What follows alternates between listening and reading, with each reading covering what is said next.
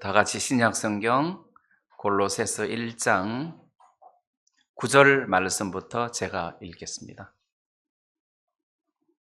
이로써 우리도 듣던 날부터 너희를 위하여 기도하기를 그치지 아니하고 구하노니 너희로 하여금 모든 신령한 지혜와 총명에 하나님의 뜻을 아는 것으로 채우게 하시고 주께 합당히 행하여 범사에 기쁘시게 하고 모든 선한 일에 열매를 맺게 하시며 하나님을 아는 것에 자라게 하시고 그 영광의 힘을 쫓아 모든 능력으로 능하게 하시며 기쁨으로 모든 견딤과 오래 참음에 이르게 하시고 우리로 하여금 빛 가운데서 성도의 기업의 부분을 얻기에 합당하게 하신 아버지께 감사하게 하시기를 원하노라.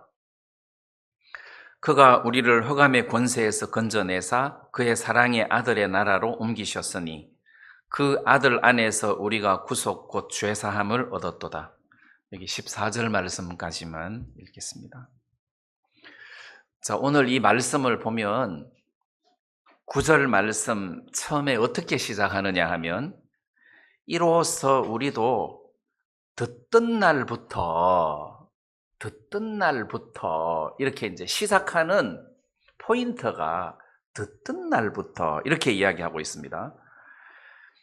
이 말은 사도 바울과 일행이 골로새 교회 성도들이 복음을 듣던 날부터 사도 바울과 일행이 그 골로새 교회를 위하여 기도하기를 그치지 아니하고 구했다, 이 말입니다.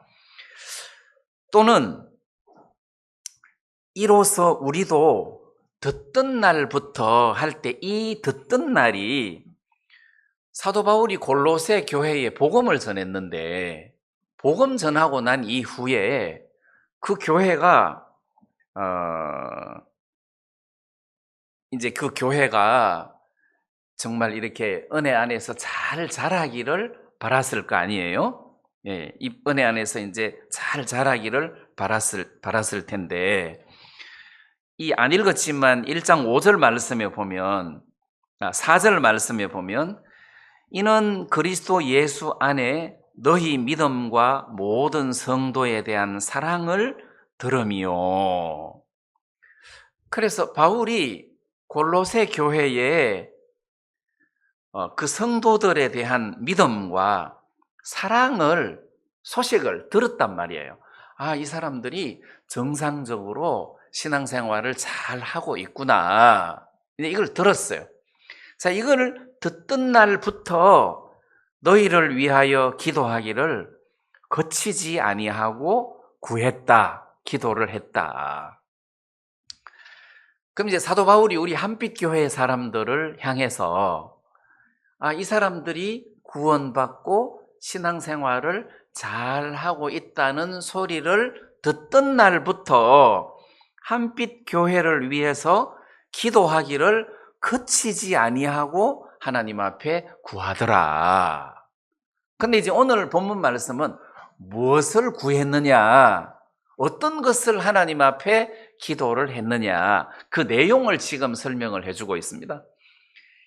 제가 여러분들한테 기도할 때는 하나님, 우리 형제 자매들 중에서 직장 없는 사람들이 직장도 잘 잡게 해주시고 몸이 아픈 사람 빨리 회복돼서 건강하게 해주시고 소형제 허리 아픈데 빨리 낫게 해주시고 또 우리 형제님 사업하는데 잘 되게 해주시고 이런 것을 내가 기도할 것 같은데 지금 사도 바울이 골로새 교회를 위해서 기도하기를 그치지 아니하는 내용이 여기 4가지가 나오는데 9절에서는 하나님의 뜻을 아는 것으로 채우게 하시고 10절에서는 열매를 맺고 하나님을 아는 것에 자라게 하시고 11절에서는 모든 견딤과 오래 참음에 이르게 하시고 12절에서는 아버지께 감사하게 하시기를 원하노라, 이거를 구했다는 겁니다. 그래서 바울이 골로새 교회를 위하여 구한 기도 내용 중에 뭐 건강하게 해주시고 성도들이 잘 되게 해주시고 뭐 취직도 잘 되게 해주시고 하는 일마다 만사 형통 되게 해주시고 뭐 이렇게 구한 것이 아니더라는 거죠. 그 왜 이런 것들은 뺏겼어요? 이것보다도 더 귀한 것이 있었다.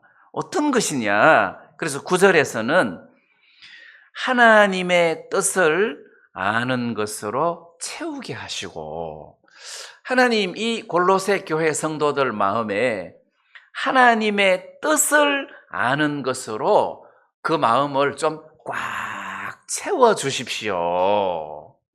하나님의 뜻을 아는 것으로, 어떻게 하나님의 뜻을 아냐? 모든 신령한 지혜와 총명으로.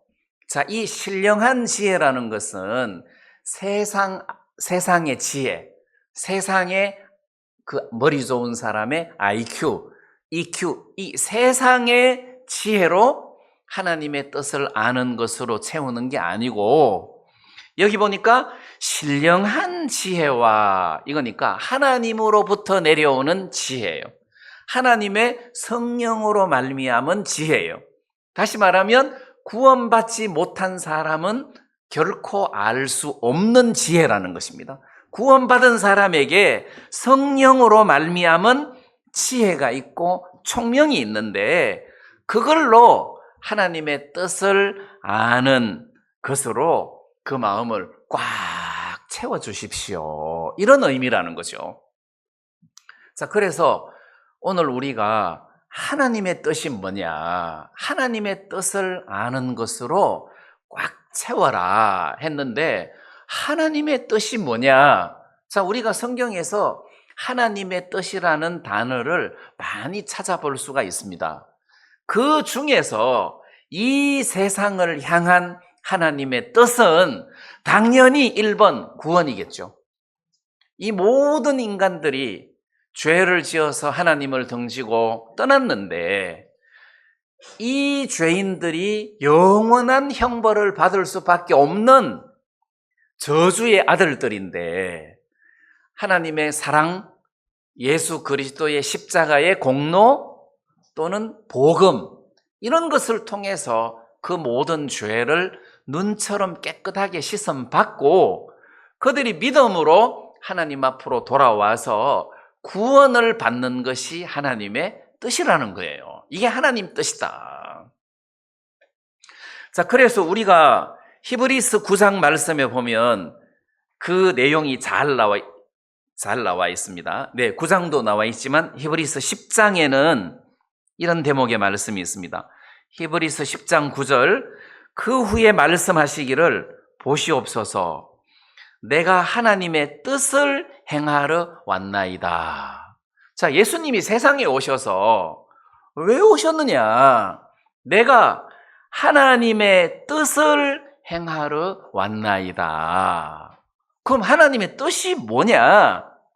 그 첫 것을 폐하심은 율법이죠. 율법 중에서도 제사법. 아무리 속죄 제사를 드려도 인간의 죄를 영원히 온전하게 완벽하게 씻어 주실 수가 없었다는 것입니다. 그 제사법을 폐하시고 둘째 것을, 이제는 예수님의 영원한 속죄 제사로 말미암아 우리를 영원히 온전케 하는 제사, 은혜라는 겁니다. 그래서 첫 번째 것을 폐하심은 둘째 것을 세우게 하려 하심이라. 그래서 그때마다 우리의 죄를 씻어주는 그런 속죄 제사가 아니고, 한 번 예수님이 십자가에 못 박혀 돌아가심으로 하늘에 있는 제단에서 당신의 피를 바르고 우리의 죄를 영원히 씻는 제사, 그래서 우리의 죄를 영원히 씻어주는, 이게 하나님의 뜻이었다. 그래서 히브리서 10장 10절에서는 이 뜻을 쫓아 예수 그리스도의 몸을 단번에 들이심으로 말미암아 우리가 거룩함을 얻었노라, 이렇게 되어 있단 말입니다. 예수님께서 이 뜻을 쫓아니까 하나님의 뜻입니다. 하나님의 뜻을 쫓아 예수 그리스도의 몸을 단번에 들이심으로 말미암아 우리가 거룩함을 얻었노라. 이렇게 우리가 거룩함을 얻게 된 것이 하나님의 뜻이라는 거죠. 이게 하나님의 뜻이다. 자, 그래서 제가 오늘 여러분들에게 형제님, 죄사함 받았습니까? 받았습니다. 죄가 있습니까? 없습니까? 이제 다 씻겨져서 죄가 없습니다. 이제 거룩합니까? 안 거룩합니까? 이제는 거룩합니다. 이제는 거룩합니다 하니까 성도라고 부른다는 겁니다. 예를 들어서 마우슬 자매님 대신에 마우슬 성도님, 김주혜 성도님 할 때 이 성자가 거룩할 성자란 말이에요. 거룩하다는 뜻입니다. 여러분들이 태어나서 지금까지 살면서 죄 요만큼도 하나도 안 짓고 거룩하게 살았습니까? 아니에요. 우리는 죄를 지을 대로 세상 사람들과 똑같이 죄를 지으면서 살았어요. 근데 예수님이 영원한 속죄 제사를 드림으로 우리의 죄를 영원히 눈처럼 희게 씻으니까 그 공로로 거룩함을 얻었다. 그래서 우리가 그 사실을 믿음으로 받아들이면서 거룩하게 됐단 말이에요. 이게 하나님의 뜻이라는 겁니다. 예를 들어가지고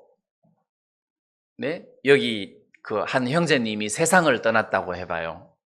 아이고, 세상에 태어나서 고생만 하다가 세상을 떠났네.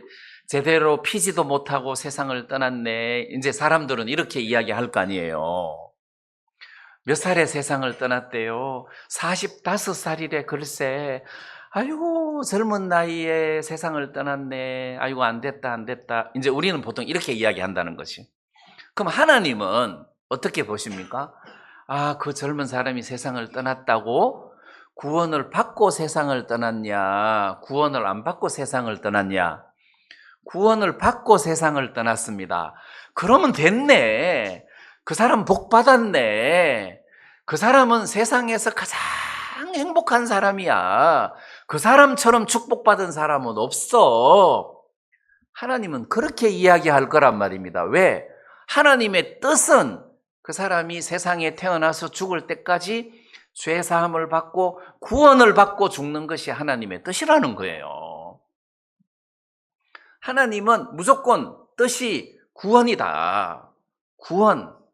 그래서 지나가는 사람 붙잡고도 너 구원 받았냐 안 받았냐? 받았다. 그럼 넌 복 받은 사람이야. 하나님은 이렇게 이야기를 하신다는 거죠. 구원이 가장 큰 하나님의 뜻이다. 그래서 사람의 가치를 우리가 평가할 때 저 사람이 어떤 사람이냐? 구원받은 사람이다. 근데 세상에서는 직장, 이력서 이런데 구원 이런 거 안 쓰잖아요. 쳐다보지도 않지. 그죠? 구원받았다 이런 거 안 쓰지. 근데 사실 하나님의 눈에서는 구원받았다는 것이 가장 첫 번째라는 거죠. 그럼 이제 구원받은 사람들은, 세상 사람들은 그걸 안 친다 하더라도 구원받은 사람들은 사람을 평가할 때 제일 먼저 뭘 쳐야 되겠어요? 이 사람 구원받았나 안 받았나? 그거를 쳐야 된다는 거죠. 아, 이 사람 확실히 구원받았다. 그게 하나님의 뜻이라는 겁니다. 하나님의 뜻이다. 자, 그래서 우리는 성경에 하나님의 뜻이 구원 말고도 많이 있습니다. 구원 말고도 많이 있습니다. 근데 이제 또 그 중에 하나는 너희는 이 세상을 본받지 말고 오직 마음을 새롭게 함으로 변화를 받아 하나님의 선하시고 기뻐하시고 온전하신 뜻이 무엇인지 분별하도록 하라. 이게 이제 로마서 12장 2절에 나온 말씀인데, 너희는 이 세대를 본받지 말고 세상을 본받지 말아라. 마음을 새롭게 함으로 변화를 받아라. 마음을 어떻게 새롭게 합니까? 구원받은 사람이라야 새 마음을 가질 수가 있다는 거죠. 마음을 새롭게 함으로 구원에다가 초점을 두고 새 마음, 새로운 피조물, 이렇게 새 마음을 가지고 하나님의 마음으로, 예수님의 마음으로, 자, 이렇게 마음을 새롭게 함으로 변화를 받아라. 세상 사람들처럼 살지 마라. 변화를 받아라. 그리고 하나님의 선하시고 온전하시고 기뻐하시는 뜻이 무엇인지 분별하도록 해라. 하나님의 뜻이 뭔가, 그거를 분별을 해라는 거예요. 아, 저 사람 구원받아야 돼. 이게 하나님 뜻이야. 너 구원받아야 돼. 구원받아야 돼.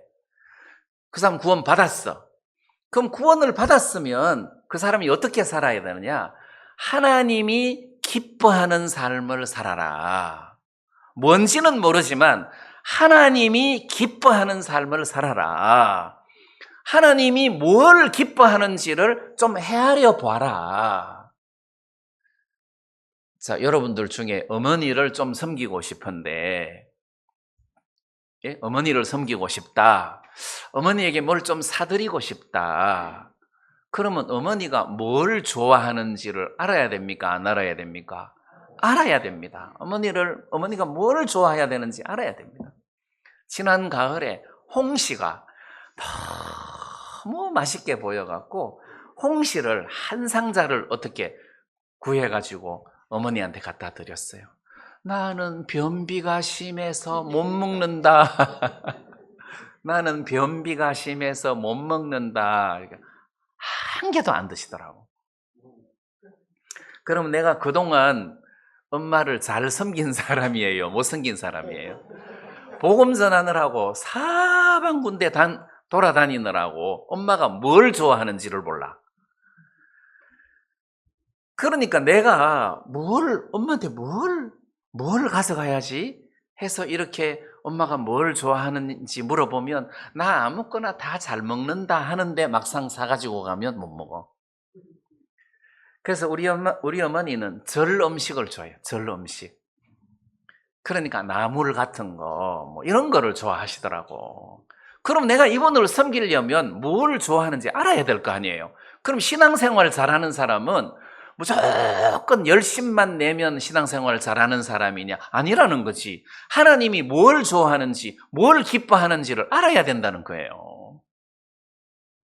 사람들은 교회 연보만 많이 하면 하나님이 기쁘게 받으신다고 생각하잖아요. 아니지. 하나님의 뜻은 너희의 거룩함이니라. 너희들이 먼저 죄사함을 받고 구원을 받고 거룩하게 되고 그 다음 하나님이 기뻐하시는 거룩한 삶을 사는 것이 하나님의 뜻이다. 해서 죄사함을 받고 그 다음에 마음을 새롭게 함으로 하나님이 기뻐하시는 삶을 사는 것이 이게 하나님의 뜻이다. 그러면 우리가 세상을 살아가면서 하나님의 뜻을 따라 살기 위해서 첫째, 죄사함 받고 그 다음 하나님의 뜻을 따라서 거룩한 삶을 사는 것이 하나님의 뜻이라는 거예요. 자, 우리는 데살로니가 전서 4장 3절에 하나님의 뜻은 이것이니 너희의 거룩함이니라 곧 음란을 버리고 이런 말씀이 있습니다. 자, 이것은 믿음으로 거룩하게 된 사람이 이제는 행실도 거룩한 삶을 살아가는 것이 하나님의 뜻이라는 겁니다. 행실도.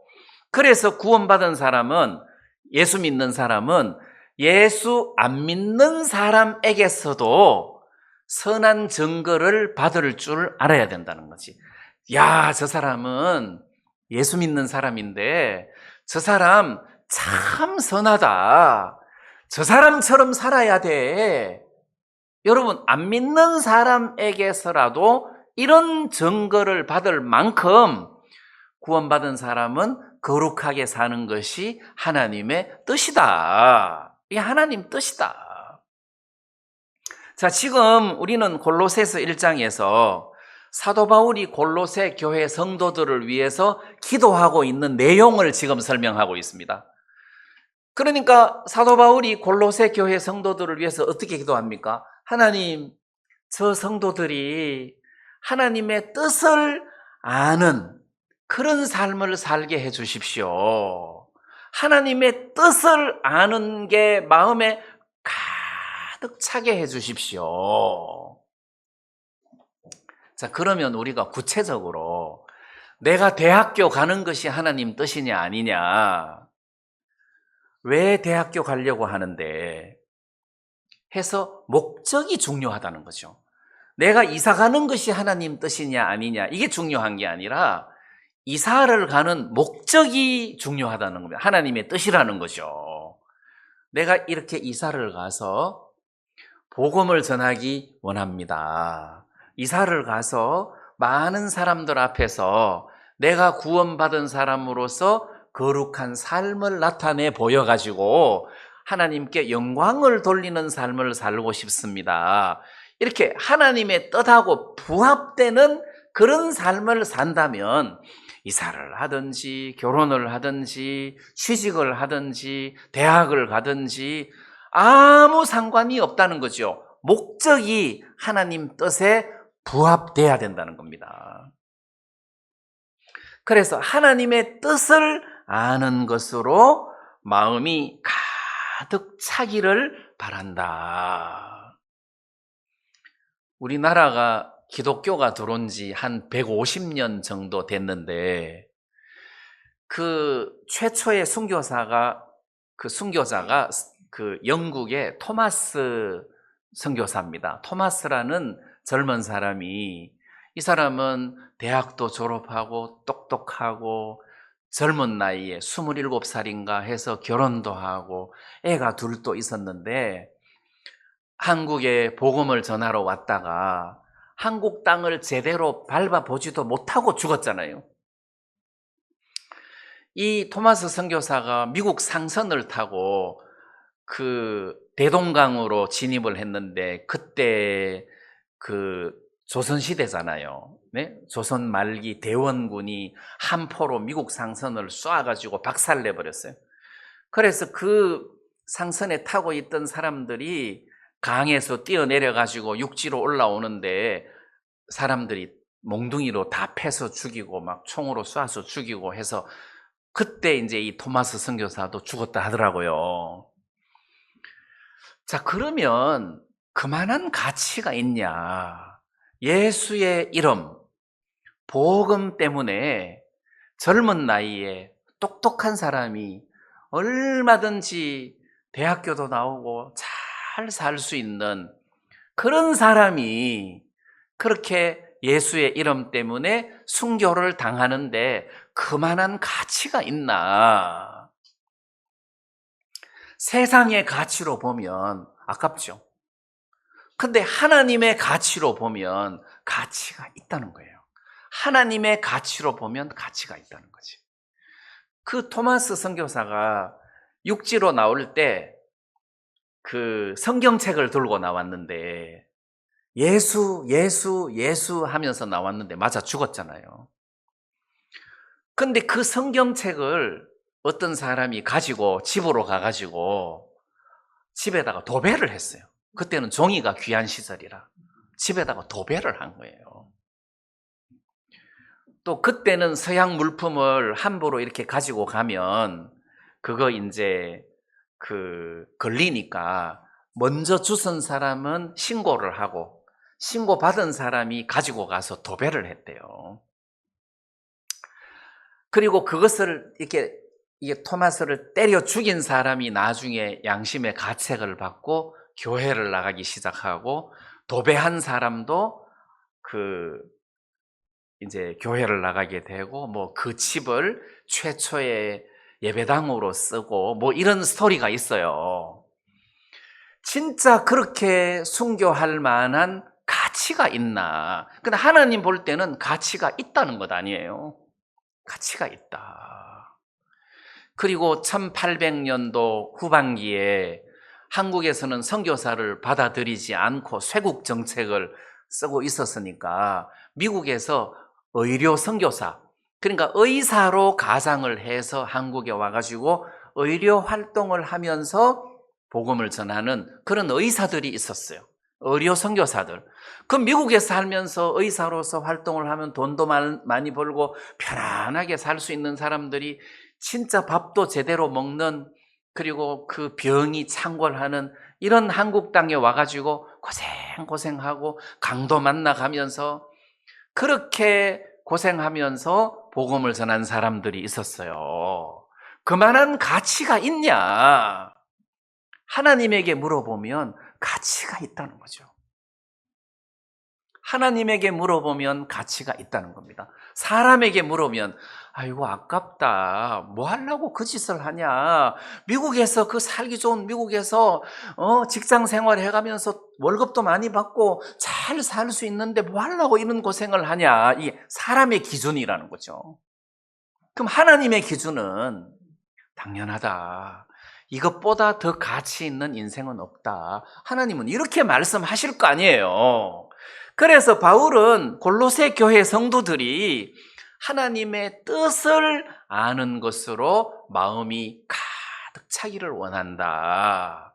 하나님의 뜻이 뭐냐? 하나님의 뜻은 이거다. 그러면 내 뜻이 있을 거 아니에요. 내 뜻. 내 뜻은 잘 먹고 잘 살고 만사형통하고 배부르고 모든 것이 막 풍족한 이런 거 내 뜻인데, 하나님의 뜻은 이게 아니라는 거죠. 하나님의 뜻은 모든 사람들이 구원을 받는 것이다. 그럼 이 성경책을 주신 목적은 뭐겠습니까? 구원받는 건 아니겠어요? 영생을 얻기 위함이다. 요한복음 20장에 그렇게 기록하고 있거든요. 하나님이 이 말씀을 기록하신 목적은 이 말씀을 읽고 영생을 얻게 하기 위함이다. 구원을 받게 하기 위함이다. 이게 하나님의 뜻이라는 말이에요. 그래서 구원받은 사람들은 삶의 목적이 하나님 뜻에 부합해야 된다는 거죠. 하나님 뜻에 부합해야 된다. 그래서 바울이 그거를 기도한다는 겁니다. 하나님, 이 한빛교회 성도들이 잘 되게 해주십시오, 이게 아니고 하나님의 뜻이 그 속에 가득해서 하나님의 뜻을 따라서 섬길 줄 아는, 그 길을 걸을 줄 아는 사람이 되게 해주십시오. 하나님의 뜻을 분별할 줄 아는 사람이 되게 해주십시오. 그리고 그 성경에서는 하나님의 뜻을 따라서 고난을 받는 것이 하나님의 뜻이다. 하나님의 뜻은 예수의 이름을 위하여 고난을 받는 것이다. 그건 하나님의 뜻이다. 그래서 진짜 하나님의 뜻은 세상에서 고생을 하든지 안 하든지 간에 복음을 위하여 고난받는 것은 하나님의 뜻이다. 그래서 베드로전서 3장 17절에 선을 행함으로 고난받는 것이 하나님의 뜻일진데, 자, 선을 행함으로 고난받는 것이 하나님의 뜻이다 해놓고 이 선이 뭐냐? 18절에서는 그리스도께서 한 번 죄를 위하여 죽어사 의인으로서 불의한 자를 대신하셨으니 이는 우리를 하나님 앞으로 인도하려 하심이라. 자, 우리를 하나님 앞으로 인도하기 위한 것이 선이라는 겁니다.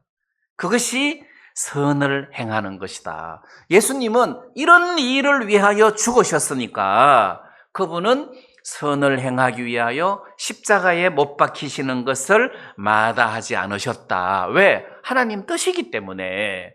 마찬가지로 이 복음을 전하면서 고난을 받는 것도 하나님의 뜻이다. 그래서 우리가 하나님의 뜻에 부합하는 삶을 사는 것이 가장 가치 있는 인생이라는 거죠. 가장 가치 있는 인생이다. 여러분, 우리가 세상을 살면서 좋다는데 뭐 다 가볼 수는 없지만은 좋다는데 가봤잖아요. 좋다는데 가봤잖아요. 근데 그게 죽을 때 무슨 의미가 있겠습니까? 내가 임종을 한다고 합시다. 내가 임종을 하면서 그래도 나는 평생에 나이아가라를 갔다 왔어. 나는 정말 행복해. 그런 생각이 들겠습니까? 나는 그래도 다른 사람이 안 먹어본 악어 고기도 먹어봤어. 나는 참 죽어도 여한이 없어. 뭐 그런 말이 입에서 나오겠습니까? 죽는데? 아니잖아요. 내가 구원을 받았다는 것에 대해서 감사하고 나를 구원해 주신 주님이 감사하고 내가 복음을 전해서 많은 사람이 구원을 받았다는 것이 감사하고 그리고 그 선한 일을 위해서 내가 평생을 살았다. 이게 임종할 때 가장 가치 있는 것으로 남는 것이 아이고 그래 내가 다른 사람 살지 못하는 60평 아파트에서 내가 죽는구나. 참 행복하다. 이렇게 생각할 사람이 누가 있겠느냐는 거예요. 그래서 하나님의 뜻을 정확하게 알고 그 하나님의 뜻이 마음속에 가득하기를 바란다. 자, 이 기도를 지금 바울이 골로새 교회를 위해서 하고 있고, 그 다음 1장 10절에서는 주께 합당히 행하여 범사에 기쁘시게 하고 모든 선한 일에 열매를 맺게 하시며 하나님을 아는 것에 자라게 하시고, 자, 이걸 줄이면 열매를 맺으면서 자라라는 거죠. 자라라. 이게 자란다는 것이 하나님의 뜻을 아는 것으로 채워졌을 뿐만 아니라 자란다는 거죠. 자란다. 그러면 하나님의 뜻을 더 구체적으로 세밀하게 알고 그리고 행하기도 쉽다는 겁니다. 자라기 때문에 열매를 맺으면서 자라라. 하나님 자라게 해 주십시오. 열매를 맺으면서 자라게 해 주십시오. 근데 여기서 열매를 맺는다는 것은 우리가 복음을 전해서 영혼들이 구원을 받는 열매도 되는 거고 또 우리가 구원을 받고 난 다음에 하나님의 뜻을 따라서 거룩한 삶을 살면서 많은 사람들에게 본이 되고 칭찬을 받고 하나님께 영광이 되는 이런 선한 행실도 열매가 될 수 있단 말입니다. 그리고 내가 하나님 앞에 구원받은 것을 감사하는 마음으로 찬송을 부르고 영광을 돌리고 이런 것도 입술의 열매가 될 수 있다는 거죠. 자, 이렇게 하나님께 감사하고 영광을 돌리는 이런 삶을 통해서 열매를 맺을 뿐만 아니라 그 다음에 자란다. 근데 뭐가 자라느냐? 하나님을 아는 것에 자라게 하시고 자, 그 앞에 9절에서는 하나님의 뜻을 아는 것으로 채우게 하시고 이렇게 되어 있는데 10절에서는 하나님의 뜻은 없어지고 하나님을 아는 것에 자라게 하시고 물론 하나님의 뜻도 알아야 되겠지만 하나님을 알아라는 거죠. 하나님을 알아라. 하나님은 어떤 분이냐? 자, 그래서 우리는 이 성경 66권의 말씀을 통해서 하나님을 알 수 있다는 거죠. 하나님은 어떤 분인가? 그럼 예를 들면 하나님께서 범죄한 아담에게 가죽 옷을 지어 입혔어요. 가죽 옷을 지어 입히셨어요. 자기가 벌거벗었다는 사실을 알고 부끄러움을 느끼니까 무화과나무 잎을 엮어서 치마를 만들었는데 햇빛에 나가면 말라가지고 다 부스러지고 이게 며칠 못 간단 말이에요. 그리고 그 부끄러운 허물이 안 가려지는 거야. 그래서 하나님이 한 짐승을 잡아서 그 짐승의 가죽을 벗겨가지고 그 가죽으로 가죽 옷을 만들어서 아담과 하와를 입혔다는 겁니다. 그럼 여기서 하나님의 마음을 발견한다는 거지. 인간이 부끄러워가지고 자기 허물을 가리고 싶은데 인간의 손으로는 자기 허물을 가릴 수 없으니 하나님께서 그들의 부끄러움을 가릴 수 있도록 가죽 옷을 선물해 주셨구나. 이게 하나님의 사랑이구나. 내가 지은 이 죄를 씻을 수 없고 가릴 수가 없었지만 하나님께서 예수님의 사역을 통해서 그 피로 말미암아 우리의 죄를 다 씻으시고 가려주신 정말 우리를 사랑하신 하나님이시구나. 자, 그래서 성경에서는 하나님은 우리를 정말 사랑하시는 분이구나, 이걸 발견할 수 있고, 또 우리가 우리 스스로 우리 허물을 가릴 수 없는 무능하고 연약한 인간이라는 것도 발견을 하셨다는 것입니다. 안다는 겁니다. 인간이 얼마나 연약한지를 안다는 거예요. 그러니까 벌레인 사람, 구더기인 인생이라고 표현하시고, 너 지렁이 같은 야곱아, 이렇게 표현을 하셨기 때문에 우리가 얼마나 연약한 사람인 것을 안다는 거예요. 그러니까 하나님이 우리들에게 뭘 기대하겠습니까? 이렇게 약해 빠졌는데. 그래서 우리들에게 뭘 기대하시는 것이 아니라 우리에게 하나님의 성령을 주셔서 성령으로 말미암아 하나님이 기쁘시게 받으실 만한 열매를 맺으시기를 원하신다는 거예요. 성령을 붙여주셨다. 이 능력으로 우리가 살아야 된다. 예를 들어가지고 여기 이 소대원 형제 아들이 이름이 소원이에요. 외자예요, 소원이. 그래서 이 원하는 소원이에요. 그 소원이에게 5만 원짜리 다발로 1억을 주면서 맛있는 거 사 먹어라. 그러면은 얘가 맛있는 거 사 먹겠습니까? 강도 만나지. 1억 들고 다니면서 5만 원짜리 갖고 막 뿌리고 다니면은 강도가 가만히 있겠습니까? 이 험한 세상에서. 안 되잖아요. 금덩어리 들고 다니면서 와, 금덩어리, 그러면은 강도를 만나는데 금을 뺏기거나 돈을 뺏기는 게 문제가 아니라 몸을 다친단 말이에요. 몸을 다친다. 그러면 소원이 같은 어린 애를 행복하게 만들어 주려면 걔를 책임져 줄 어른에게 모든 재산을 맡겨서 애를 돌보아 주라라고 하는 것이 가장 현명하다는 겁니다. 물론 믿을 만한 사람이라야 되겠죠. 강도 말고 진짜 믿을 만한 사람에게 재산을 맡기고 소원이를 평생 잘 돌보아 주어라. 이렇게 하면 소원이는 아주 평생 동안 어려움 없이 살 수 있을 거 아니에요. 그러니까 우리는 하나님이 우리들에게 많은 능력을 주어도 우리가 관리가 안 돼. 축복을 주어도 관리가 안 돼. 그래서 하나님이 성령이라는 보호자를 우리들에게 붙여서 성령에게 모든 것들을 부어주시고 이 성령으로 말미암아 우리를 관리하게 하셨단 말입니다. 그럼 우리는 어디에서부터 힘과 위로를 얻느냐? 성령으로부터 힘과 위로를 얻는다는 거지. 모든 축복을 성령에게다가 부어주시고 성령을 우리 안에 넣어주셔서 우리하고 하나가 되게 하셨기 때문이라는 겁니다. 우리가 약한 줄 아셨기 때문에 하나님은 강하신 성령을 우리들에게 붙여주신 거예요. 그래서 우리가 하나님을 알면 알수록 우리 마음에서 야, 진짜 하나님은 대단하다. 하나님은 정말 대단하시다. 감사하다. 이런 어떤 마음이 내 속에서 우러러 나올 수밖에 없다는 거예요.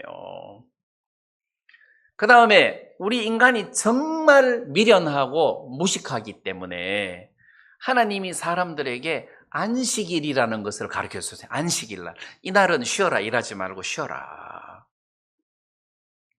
근데 쉽니까? 못 쉽니까? 못 쉬어. 안식일이라고 쉬어라고 하는데 못 쉬어. 사람이 못 쉬어요. 밭에 풀이 그냥 눈에 보이듯이 자라는데 안식일날 가만히 있으려고 그러면 등골이 가만히 못 있잖아요. 들썩들썩 해서 안 돼. 나가야 돼. 못 쉬어. 사람이 못 쉬어요. 쉬어라 그래도 못 쉬어. 그 법으로 이날은 쉬어라. 아무것도 하지 말고 쉬어라. 그래서 안식일을 만드시고 안식년을 만드시고 희년을 만드시고 이런 단어들을 통해서 사람들에게 쉬는 법을 가르쳐 주었단 말입니다. 자, 그러면서 예수님을 보내주셔서 예수 안에서 쉬게 해 주셨다는 것이. 내게로 오라. 내가 너희를 쉬게 하리라.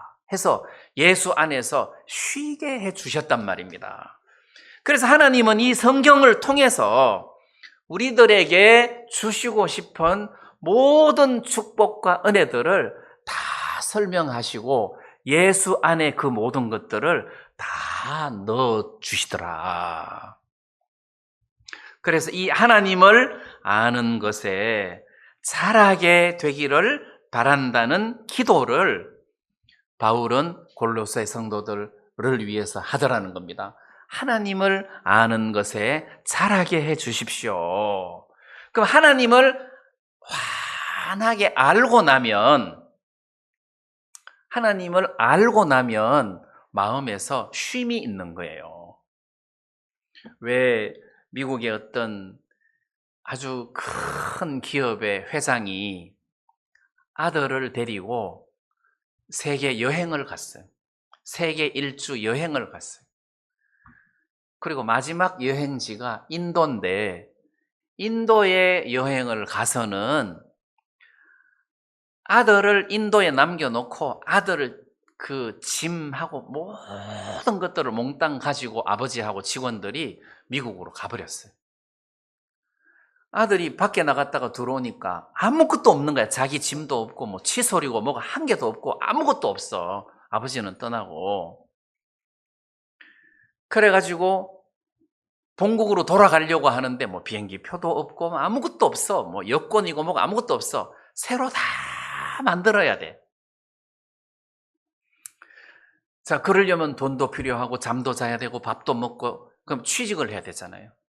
그래갖고 음식점에 접시 닦는 것부터 시작해가지고 돈을 모으고 뭐 여권을 만들고 막 이렇게 해가지고 몇 달 동안 고생 해가지고 이제 결국은 미국으로 돌아와서 아버지 회사 사무실에 딱 문을 확 열고 들어갔는데 직원들이 전부 다 줄 서가지고 막 박수를 치는데 아버지 자리에는 회장하고 자기 이름이 딱 쓰여져 있고 빈자리를 이제 아들한테 물려주는 무슨 뭐 이취임식 그런 날이 된 거예요. 그래서 이제 아들이 그 인도에서 접시 닦을 때는 무슨 아버지가 이런 아버지가 다 있어. 내가 가면은 아버지한테 박살을 내줄 거야. 뭐 이렇게 생각하다가 막상 미국에 돌아와서 그 아버지 자리에 딱 앉으면서 아버지가 마지막으로 나한테 고난을 맛보게 하려고 이런 기회를 준 거구나. 그리고 아버지의 그 마음을 이렇게 다 알고 나니까 그 인도에서 고생했던 한이 다 풀리더라. 풀리겠죠? 아버지의 뜻을 알고 나면. 그렇듯이 하나님을 알면 우리가 인생을 살면서 원망할 일이 있겠습니까? 없겠습니까? 당연히 없죠. 하나님을 알고 나면 우리는 불행하겠습니까? 안 불행하겠습니까? 안 불행하죠. 하나님을 알고 나면 우리는 정말 행복한 사람이 될 수밖에 없다는 거죠. 그래서 하나님을 아는 것에 자라게 해달라. 하나님을 깊이 알 수 있도록 해달라. 지금 이렇게 기도를 하고 있는 겁니다.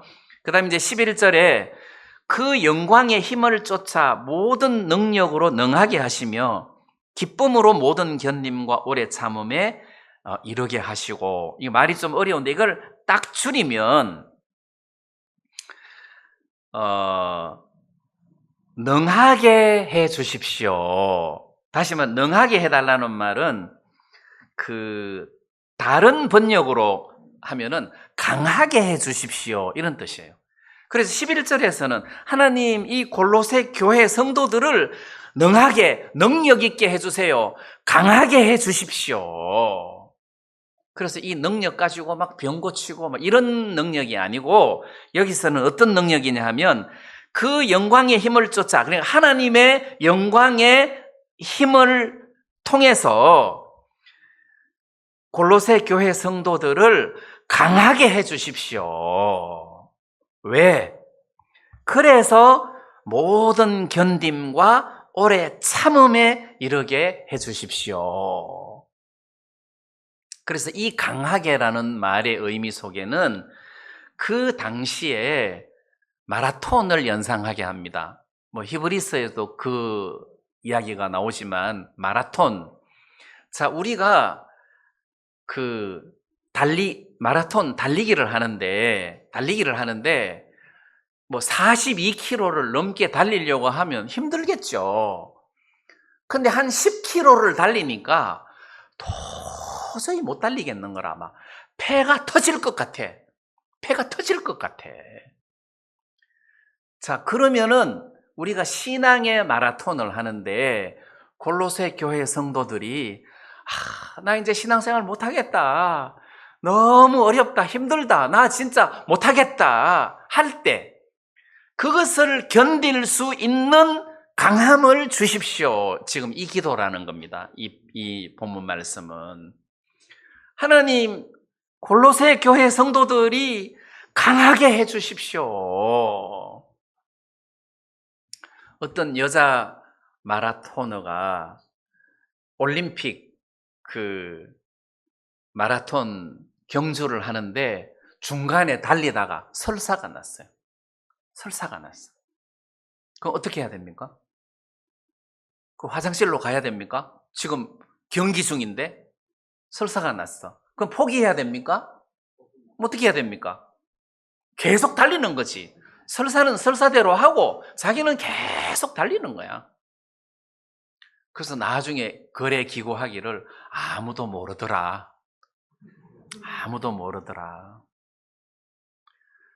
그렇게 마라토너가 설사가 나서 막 지금 상황이 어려운데도 계속 달리는 거야. 그래야 그게 프로죠. 그러면 골로새 교회 성도들이 신앙의 프로가 되게 해 주십시오. 아마추어는 힘들면 안 오고 비 오면 안 오고 뭐 바람 불면 안 하고 포기하고, 이게 아마추어라면 프로는 비가 오면은 더 잘 뛰어. 바람 불어도 더 잘 뛰어. 그래서 하나님, 신앙의 프로가 되게 해 주십시오. 신앙의 선수가 되게 해 주십시오. 좀 어렵다고 막 뒤로 자빠지고 이런 사람 말고 좀 어렵고 힘들어도 계속 달릴 줄 아는 그런 신앙 생활을 하는 믿음의 사람이 되게 해 주십시오. 그런 기도라는 거죠. 자, 그래서 이런 어떤 강하게 해 주십시오 할 때 이제 이런 인내도 포함되지만 그 다음에 유혹. 어떤 유혹이 찾아왔을 때 마음이 약하면 홀라당 넘어가잖아요. 마음이 약하면 넘어가는데 그거 말고 마음이 강해서 나는 이 일에 주님을 배반할 수 없어 하고 강하게 그것을 거절할 줄 아는, 자, 이런 모든 견딤과 오래 참음에 이르게 하시고, 모든 견딤, 어떤 상황이 찾아와도 견딜 줄 아는 믿음을 가지게 해 주십시오. 그 다음, 어떤 어려운 아픔이 찾아와도 참을 줄 아는 그런 믿음을 허락해 주십시오. 사람들이 많이 넘어지잖아요. 신앙생활 하다가 좀 어려우면 넘어지고 힘들면 넘어지고 부담스러우면 넘어지고 막 이렇게 넘어지는데, 그렇게 넘어지지 않고 강하게 능하게 해 주십시오. 그러니까 내가 능하게 되라가 아니에요. 바울은 여러분 강하게 되십시오 이게 아니고 하나님께서 당신의 능력으로 이 사람을 강하게 해 주십시오 이렇게 기도한다는 거죠. 그러니까 내가 연약한 것은 내 탓이 아니에요. 하나님이 나를 강하게 해 주시면 나는 강하게 되겠습니다, 이런 의미죠.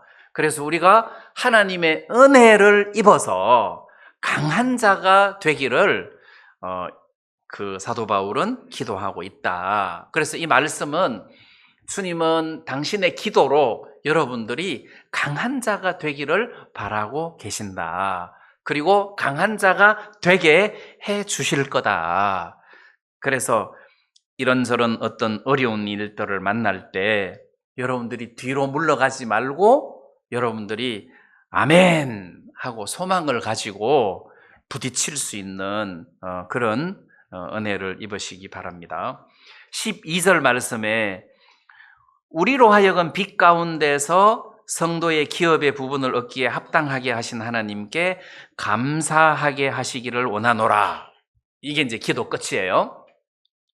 바울이 마지막으로 뭘 기도하느냐 하면은 아버지께 감사하게 하시기를 원하노라. 하나님, 골로새 교회 성도들이, 한빛 교회 성도들이 감사하게, 하나님께 감사하게 되기를 원합니다. 감사하게 되기를 원합니다. 그런데 감사 내용입니다. 뭘 감사하느냐? 나 요즘 감사할 게 없다. 그럴 수도 있는데 이 말씀에서는 성도의 기업의 부분을 얻기에 합당하게 하신 아버지께, 이 말은 우리가 구원을 받아가지고 하늘나라에 들어갈 수 있는 그런 자격을 얻었단 말이에요. 여기 성도의 기업이라는 말이 나오는데, 예를 들어서 이스라엘 백성들이 근 60만 명 정도 되는 남자들이 가나안 땅에 들어갔어요. 그래서 가나안 땅을 차지했어요. 그래서 그 가나안 땅을 나누는 거예요. 500평씩 나누든지 이렇게 땅을 나누는 거예요. 땅을 나누어 가지고 한 사람에게 이제 200평씩, 500평씩 이렇게 나누어 준다고 해봐요. 그러면 가나안 땅은 젖과 꿀이 흐르는 땅이란 말입니다. 그것은 천국과 같은 땅이란 말이에요. 그 땅을 아무나한테나 다 나누어 줍니까? 아니잖아요. 이스라엘 백성들에게만 나누어 준다는 거지. 근데 하늘나라의 땅을